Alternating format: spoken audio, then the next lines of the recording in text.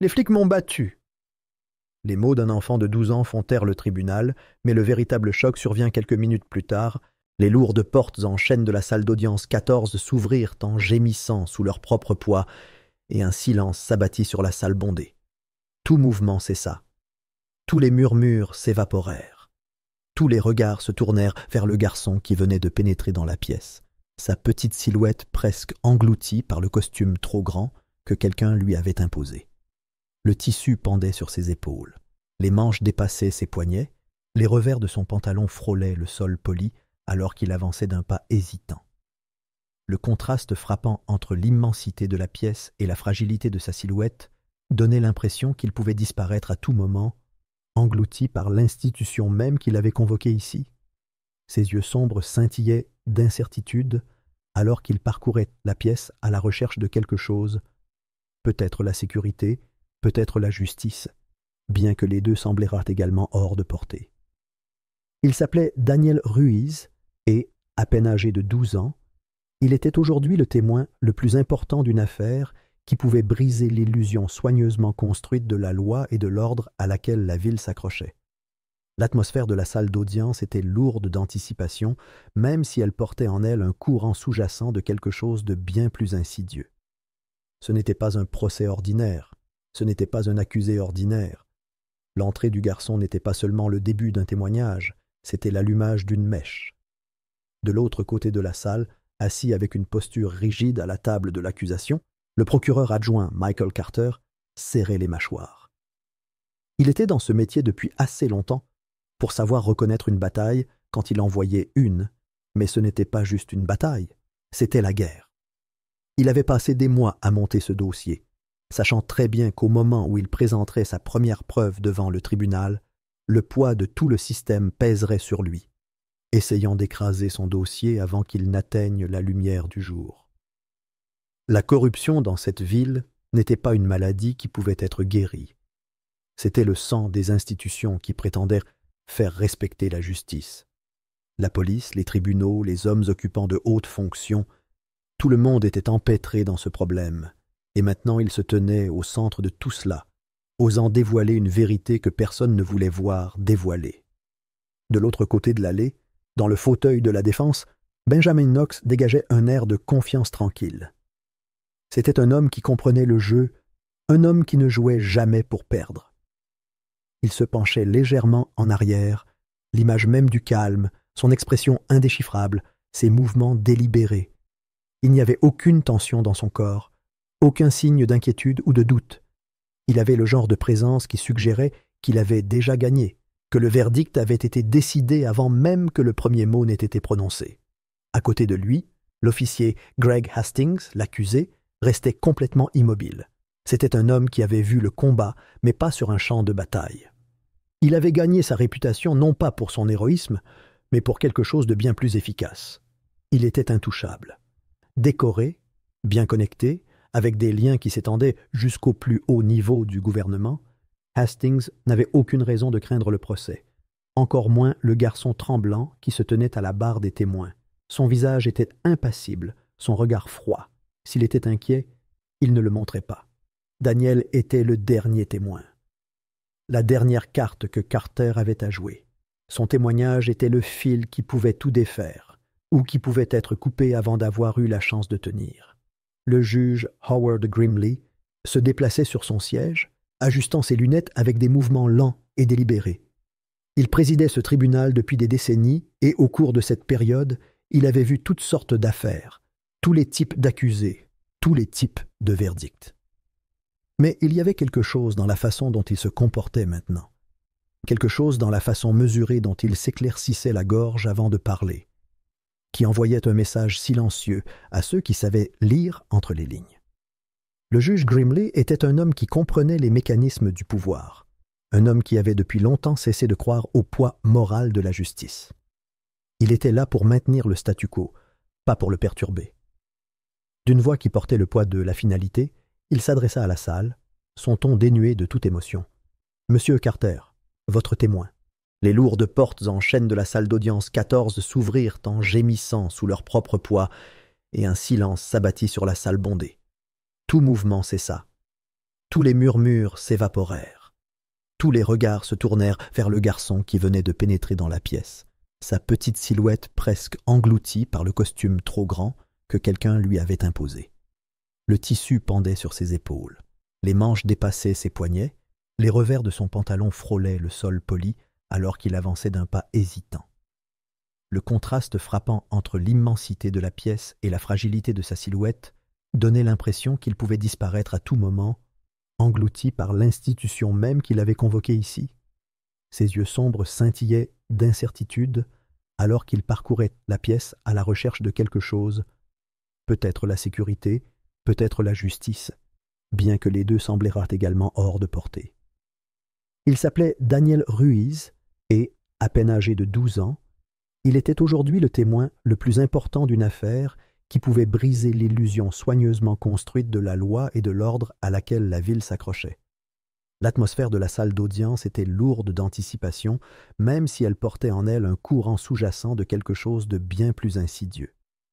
Ce n'était pas un procès ordinaire, ce n'était pas un accusé ordinaire. L'entrée du garçon n'était pas seulement le début d'un témoignage, c'était l'allumage d'une mèche. De l'autre côté de la salle, assis avec une posture rigide à la table de l'accusation, le procureur adjoint Michael Carter serrait les mâchoires. Il était dans ce métier depuis assez longtemps pour savoir reconnaître une bataille quand il en voyait une, mais ce n'était pas juste une bataille, c'était la guerre. Il avait passé des mois à monter ce dossier, sachant très bien qu'au moment où il présenterait sa première preuve devant le tribunal, le poids de tout le système pèserait sur lui, essayant d'écraser son dossier avant qu'il n'atteigne la lumière du jour. La corruption dans cette ville n'était pas une maladie qui pouvait être guérie. C'était le sang des institutions qui prétendaient faire respecter la justice. La police, les tribunaux, les hommes occupant de hautes fonctions, tout le monde était empêtré dans ce problème, et maintenant il se tenait au centre de tout cela, osant dévoiler une vérité que personne ne voulait voir dévoilée. De l'autre côté de l'allée, dans le fauteuil de la défense, Benjamin Knox dégageait un air de confiance tranquille. C'était un homme qui comprenait le jeu, un homme qui ne jouait jamais pour perdre. Il se penchait légèrement en arrière, l'image même du calme, son expression indéchiffrable, ses mouvements délibérés. Il n'y avait aucune tension dans son corps, aucun signe d'inquiétude ou de doute. Il avait le genre de présence qui suggérait qu'il avait déjà gagné, que le verdict avait été décidé avant même que le premier mot n'ait été prononcé. À côté de lui, l'officier Greg Hastings, l'accusé, restait complètement immobile. C'était un homme qui avait vu le combat, mais pas sur un champ de bataille. Il avait gagné sa réputation non pas pour son héroïsme, mais pour quelque chose de bien plus efficace. Il était intouchable. Décoré, bien connecté, avec des liens qui s'étendaient jusqu'au plus haut niveau du gouvernement, Hastings n'avait aucune raison de craindre le procès, encore moins le garçon tremblant qui se tenait à la barre des témoins. Son visage était impassible, son regard froid. S'il était inquiet, il ne le montrait pas. Daniel était le dernier témoin. La dernière carte que Carter avait à jouer. Son témoignage était le fil qui pouvait tout défaire, ou qui pouvait être coupé avant d'avoir eu la chance de tenir. Le juge Howard Grimley se déplaçait sur son siège, ajustant ses lunettes avec des mouvements lents et délibérés. Il présidait ce tribunal depuis des décennies et au cours de cette période, il avait vu toutes sortes d'affaires, tous les types d'accusés, tous les types de verdicts. Mais il y avait quelque chose dans la façon dont il se comportait maintenant, quelque chose dans la façon mesurée dont il s'éclaircissait la gorge avant de parler, qui envoyait un message silencieux à ceux qui savaient lire entre les lignes. Le juge Grimley était un homme qui comprenait les mécanismes du pouvoir, un homme qui avait depuis longtemps cessé de croire au poids moral de la justice. Il était là pour maintenir le statu quo, pas pour le perturber. D'une voix qui portait le poids de la finalité, il s'adressa à la salle, son ton dénué de toute émotion. « Monsieur Carter, votre témoin. » Miguel avait vu quelque chose qui n'était pas censé être vu. Une réunion secrète dans un entrepôt abandonné, un rassemblement d'hommes dont le pouvoir s'étendait bien au-delà des rues de la ville. La police, les politiciens et les personnalités dont les noms avaient du poids derrière des portes closes. Au début, c'était un travail simple, une équipe de nuit pour décharger des caisses près des quais. Mais Miguel s'était attardé trop longtemps, avait trop entendu. Les caisses ne contenaient pas seulement des biens volés, elles faisaient partie de quelque chose de bien plus vaste. L'argent, la drogue, les échanges silencieux entre les officiers de haut rang et les plus proches collaborateurs du maire. Un réseau de corruption si profond qu'il ne souillait pas seulement la ville, il en était le propriétaire. Miguel sut qu'il avait fait une erreur dès qu'il vit leur visage. Ils avaient vu le sien aussi. Maintenant, il le traquait. Daniel avait à peine compris ce qui se passait lorsque Miguel l'avait attrapé par le bras et l'avait tiré dans les ruelles, le forçant à courir sans explication. Miguel avait serré fermement, sans relâche, ses yeux se déplaçant derrière eux tandis qu'il tirait Daniel en avant.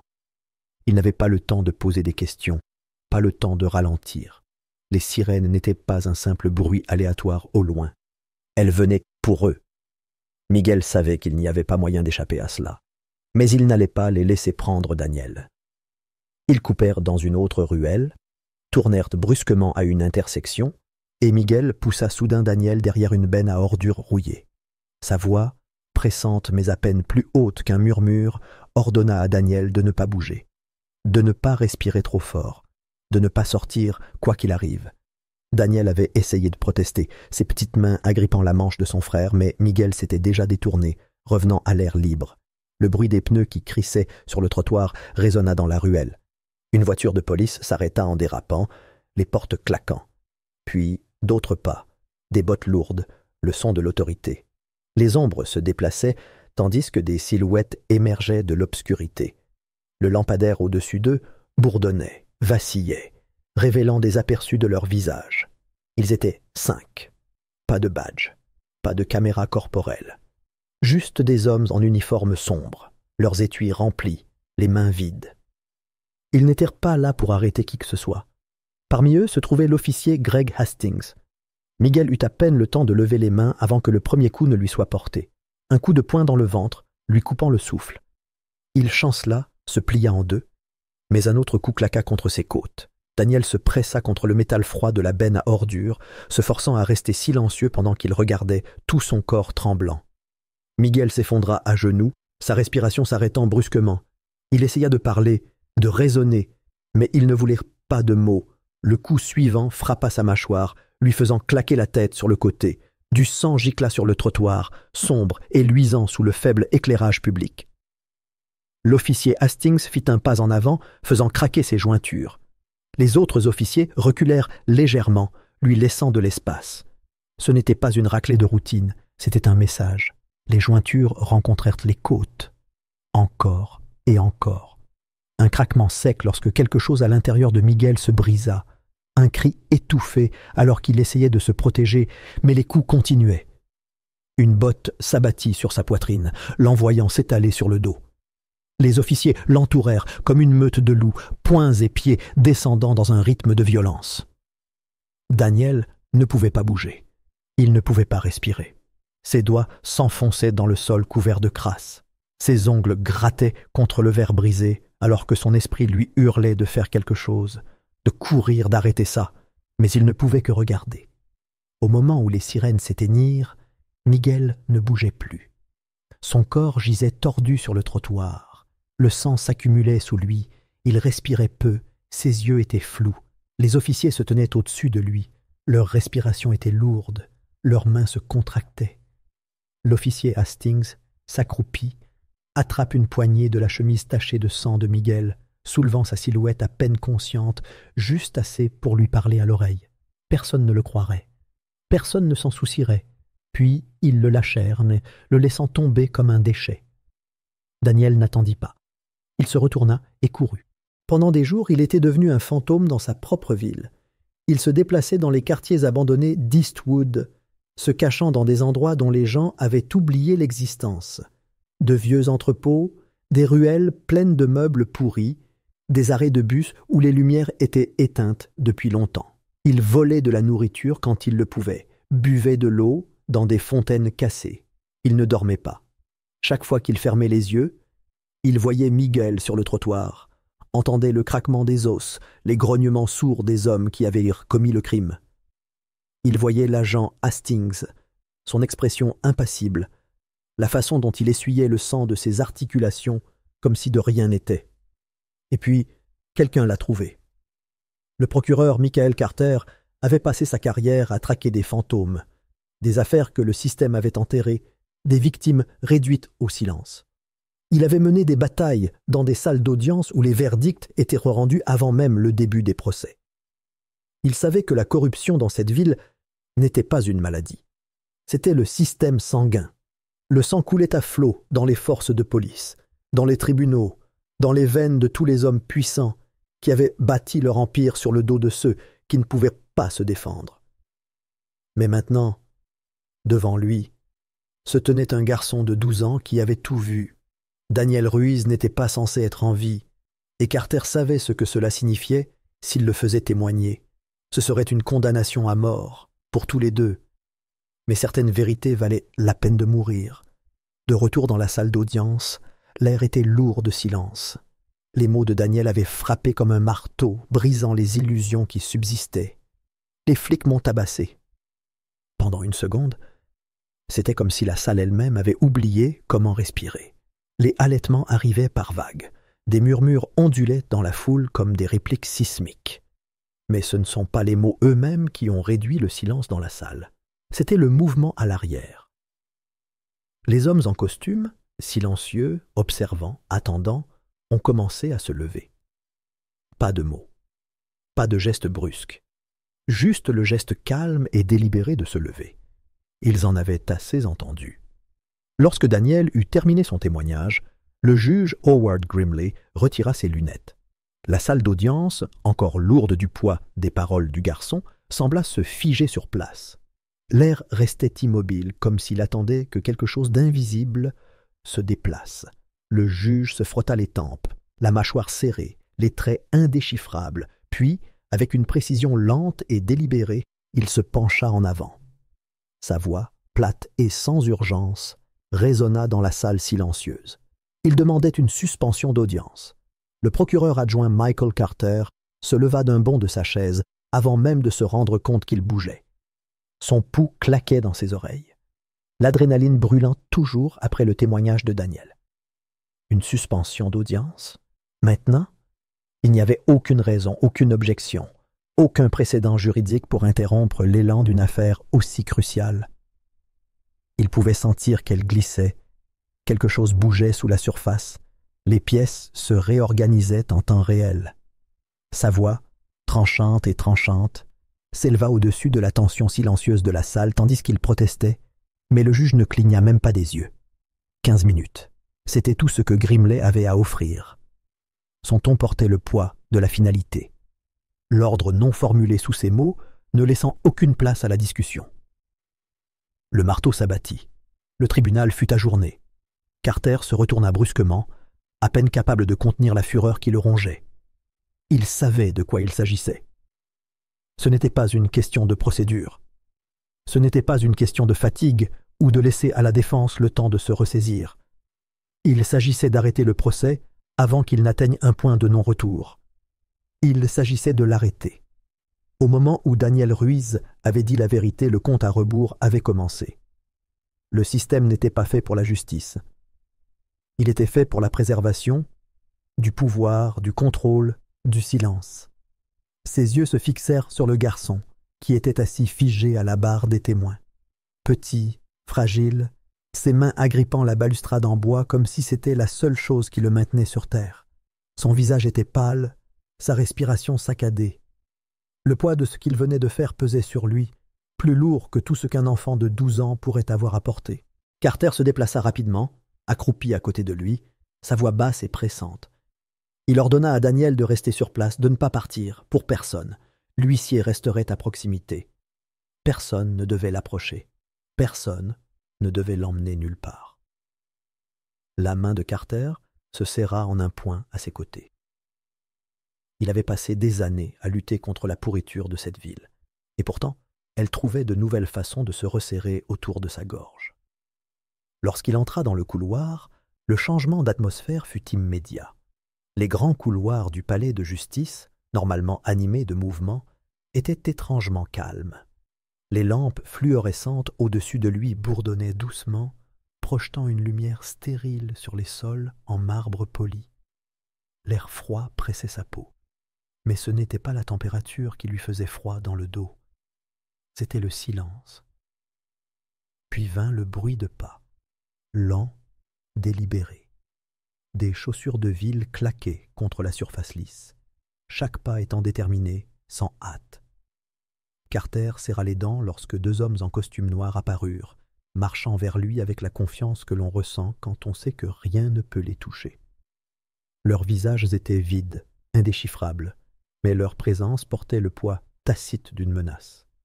L'un d'eux s'arrêta à quelques mètres de lui, inclinant légèrement la tête comme s'il l'étudiait. Carter ne bougea pas. Il avait déjà eu affaire à des hommes comme ça, ceux qui ne se présentaient jamais, ceux dont le pouvoir ne venait pas d'une fonction publique ou d'une campagne politique, mais des espaces intermédiaires, des lieux où les vraies décisions étaient prises. Le premier homme parla enfin, sa voix douce, dépourvue d'inflexion. Carter en avait fait assez. C'est tout ce qu'il dit. Une déclaration, pas un avertissement. Carter tint bon, les poings serrés à ses côtés. Le témoignage du gamin était déjà enregistré. C'était la seule défense dont il disposait, la seule chose qui les faisait hésiter. Il força les mots à sortir, sachant très bien à quel point cette affirmation était fragile. Le deuxième homme eut un sourire narquois. Il ne fit même pas semblant de discuter. « Les dossiers disparaissent », déclara-t-il simplement, comme si c'était une réalité de la vie, comme si c'était quelque chose d'inévitable. L'estomac de Carter se tordit, sa respiration fut régulière mais lente. Il voulait riposter, exiger des réponses, les dépasser et retourner dans cette salle d'audience. Mais le moment s'écoulait, passait trop vite pour qu'il puisse le saisir. Il avait passé trop d'années dans cette ville pour croire aux coïncidences. Il n'y avait rien de tel. Si ces hommes étaient là, alors la machine avait déjà commencé à bouger. Puis son téléphone vibra. Une seule vibration dans la poche de sa veste. Cela n'aurait dû être rien. Juste un autre message, un autre appel, une autre perturbation mineure. Mais quelque chose en lui se serra au moment où il le sentit. Lentement, il sortit le téléphone de sa poche, baissant les yeux vers l'écran. Un message. Il est parti. Le monde se rétrécit. Le bourdonnement des lumières du tribunal devint un son lointain, noyé par l'afflux soudain de sang dans ses oreilles. Sa gorge se serra. Son emprise sur le téléphone devint comme un étau. Son cœur battait fort contre ses côtes. Son pouls battait violemment dans sa tête. Daniel. Son corps réagit avant que son esprit n'ait complètement traité les mots. Il bougeait déjà, bousculant les deux hommes, son épaule heurtant l'un d'eux. Le contact fut bref, fugace, insignifiant, mais il pouvait sentir l'amusement silencieux qui émanait d'eux alors qu'ils se frayaient un chemin. Ils ne l'arrêtaient pas. Ils n'avaient pas à le faire, parce qu'ils avaient déjà gagné. Ses pas résonnèrent alors qu'ils se précipitaient vers la salle d'audience, le souffle court, les murs se refermant, l'air stérile chargé d'une puanteur inéluctable. La porte de la salle d'audience se profilait devant lui, légèrement entr'ouverte, exactement comme il l'avait laissée. Mais quelque chose n'allait pas. Il le sentait dans ses os avant même d'avoir atteint le seuil. L'huissier était parti. La barre des témoins était vide. Daniel Ruiz avait disparu. Carter s'arrêta net, les poings serrés si fort que ses ongles s'enfoncèrent dans ses paumes. Son esprit s'emballa, scrutant tous les scénarios possibles, tous les angles, tous les plans d'urgence qu'il aurait dû mettre en place. Mais la réalité était simple, il le savait depuis le début. Au moment où Daniel avait pris cette position, le temps avait commencé à tourner. Et maintenant, le temps était écoulé. Carter regagna la salle d'audience en courant, son pouls battant comme un marteau dans sa poitrine, sa respiration haletante et irrégulière. La porte s'ouvrit brusquement devant lui, mais avant même d'avoir franchi le seuil, il savait.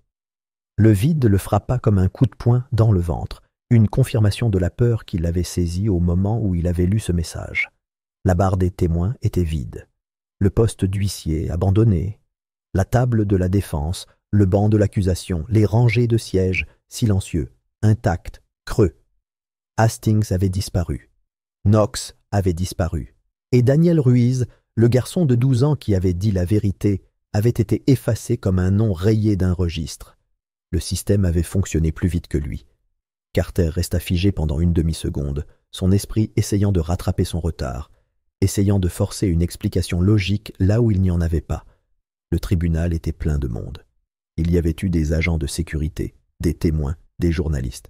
Daniel était devant eux tous, assis sur cette chaise, protégé par les murs mêmes construits pour maintenir la justice. Et pourtant, il avait disparu. Le poids de la chaise s'était écrasé sur la poitrine de Carter, mais la rage l'avait poussé en avant que le chagrin ne puisse planter ses griffes en lui. Il tourna les talons, avançant plus vite maintenant, ses chaussures martelant le sol en marbre alors qu'il descendait en trombe le couloir.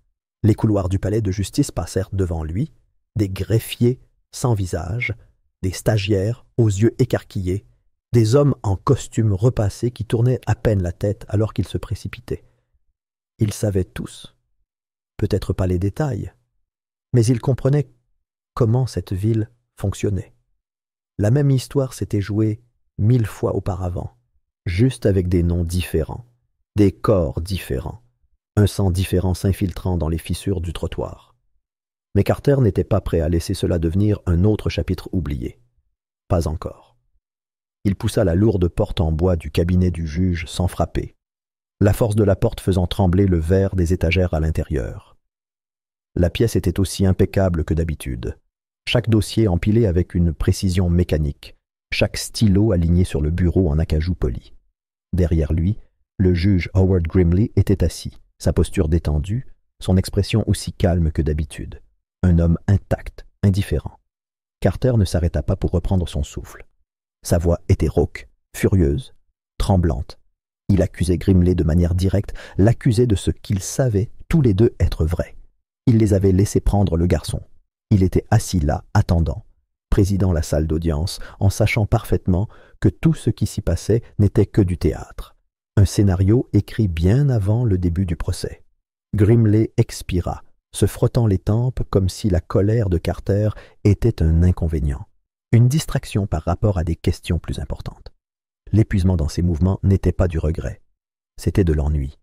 Il se pencha en arrière sur sa chaise, ses doigts entrelacés, et il posa la question comme si elle aurait dû être évidente. Pourquoi Carter faisait-il semblant d'être surpris? Les mots firent monter une nouvelle vague de chaleur dans les veines de Carter, qui serra les poings. Ce n'était pas une réponse. Ce n'était même pas un aveu, c'était un rejet, un mouvement désinvolte du poignet, comme si tout cela, le garçon disparu, le procès éventré, la pourriture qui avait tout infecté, n'était que la routine. La voix de Carter se brisa de défi, son esprit s'emballa, son désespoir cherchait un point d'appui.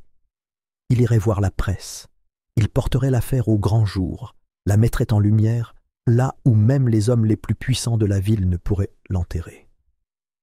Quelqu'un écouterait. Quelqu'un devait écouter. Mais ensuite, Grimley le regarda. Enfin, le regarda vraiment. Un regard lent et constant, ses lèvres à peine retroussées. Une pointe d'amusement vacillait derrière ses yeux fatigués, le genre d'amusement qui venait d'un homme qui avait entendu cette menace une douzaine de fois auparavant, qui avait vu d'autres essayer et échouer, qui les avait vus disparaître, un par un. Et puis il parla. Pas par colère, pas par condescendance, mais par quelque chose d'encore pire, de l'amusement, une compréhension calme et patiente de la façon dont tout cela allait se dérouler. Carter le ferait-il? Allait-il vraiment parler à la presse? Jouerait-il vraiment sa vie? Se jetterait-il dans le feu pour une affaire qui était déjà classée? Combien de temps, songea Grimley, avant que ses freins ne lâchent sur une autoroute solitaire la nuit? Avant qu'une agression au hasard dans un parking sombre ne se termine par une balle dans la tête? Avant que les gros titres ne parlent d'une invasion tragique de domicile qui a fait un procureur mort, sa mort étant considérée comme une simple statistique, un autre événement malheureux dans une ville qui se nourrit des corps d'hommes qui ont poussé trop fort? Carter n'avait pas besoin qu'on le lui dise 2 fois. L'avertissement n'était pas seulement hypothétique, c'était une promesse. Ses doigts se contractèrent le long de son corps, ses ongles s'enfoncèrent dans ses paumes, son corps se raidit de rage. Mais la vérité s'installa en lui, comme une pierre froide dans son ventre. Il n'y avait pas de combat à gagner ici.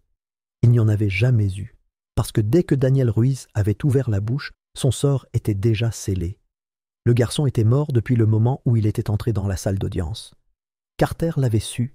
Il l'avait senti à la façon dont les hommes en costume l'avaient regardé depuis le fond de la salle, à la façon dont Grimley avait demandé la suspension de l'audience au bon moment, à la façon dont toute l'affaire avait commencé à s'effondrer avant même d'avoir atteint son apogée. Il n'y avait jamais eu une chance de le sauver, il n'y avait eu qu'une illusion. Un lourd silence emplit la pièce, épais de quelque chose qu'aucun d'eux n'avait besoin de dire à voix haute. C'était comme ça que les choses fonctionnaient. C'était le jeu, les règles gravées dans les fondations de la ville elle-même. Et Grimley, avec sa présence calme et immobile, rappelait simplement à Carter qu'il n'y avait jamais eu d'autre issue. Puis, presque comme une réflexion après coup, le juge se pencha en avant, ses coudes reposant sur le bureau, ses doigts se croisant. Sa voix descendit à quelque chose de plus bas, de définitif, alors qu'il délivrait le dernier coup. L'affaire fut classée, et juste comme ça, c'était fini. Le marteau s'abattit, un son creux et retentissant qui résonna dans les chambres comme un glas, et avec lui, la justice mourut.